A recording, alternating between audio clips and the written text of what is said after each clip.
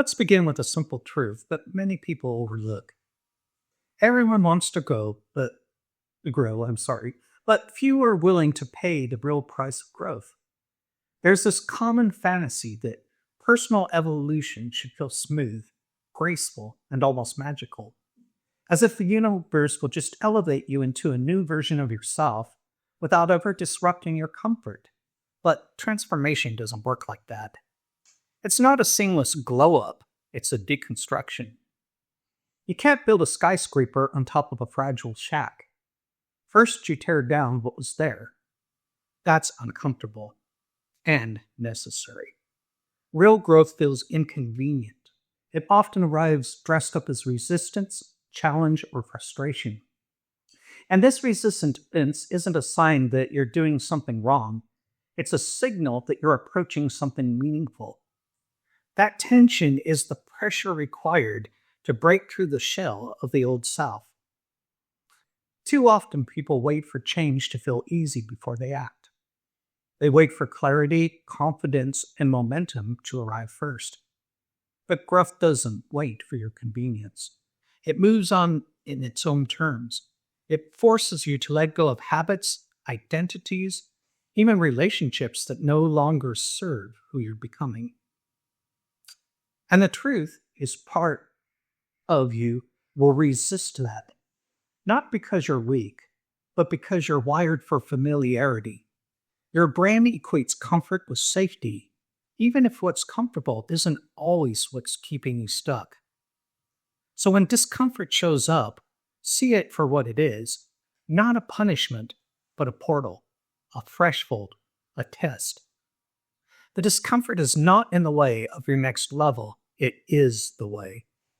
That's the paradox, isn't it? We want the rewards of growth, peace, freedom, fulfillment, but we don't want to go through the friction that creates those outcomes. We desire the destination but resist the path. And that resistance is where most people turn back. But what if we understood resistance differently? What if, instead of seeing it as something to avoid, we saw it as guidance? A kind of internal compass pointing directly to where the transformation is possible. Resistance shows up in the exact places we've outgrown. It reveals where we've settled, where we've stopped telling ourselves the truth. And every time it appears, it offers a quiet invitation. Are you willing to release this old version of yourself so a new one can emerge? This process is deeply human.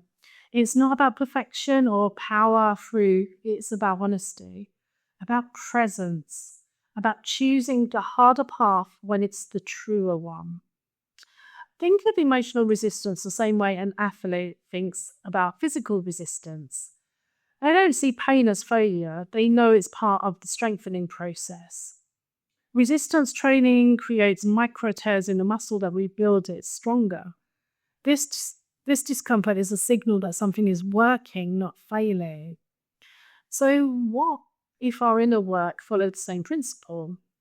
What if there's moments when we're triggered, frustrated, or uncertain were the reps that grow our emotional and spiritual strength? Discomfort is not a detour, it's the training ground for your future self. And the more we show up for it, the more we build a foundation that can hold the vision we've been working to create. There's another layer here worth exploring. Most people are unconsciously addicted to comfort. Not because comfort is wrong, but because they've been taught that it's the goal, that a good life should be easy, that struggle is a sign of failure, that if something feels hard, it must be meant for you. But let's be honest, every meaningful thing you've ever created required effort, intention, and perseverance. Whether it was a relationship, a career shift, healing a personal wound, or changing a belief you had to stretch.